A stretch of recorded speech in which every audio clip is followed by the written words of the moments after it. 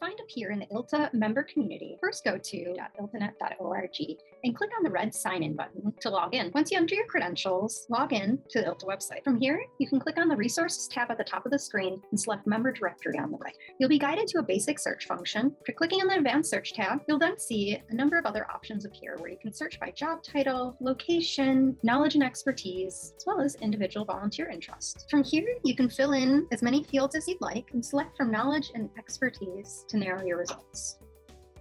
Select Find Members, and from the community of over 26,000 individuals worldwide, you'll see that a result of 18 individuals pop up. From here, you can browse through the list of colleagues that relate to your search, hover over their name, and be guided to more information where you can learn a little bit more about them, as well as their job history, knowledge and expertise, and educational background. From here, you can click on the ellipses to send them a direct message or download their contact information. Consider using the member directory to make new connections in the ILTA community today.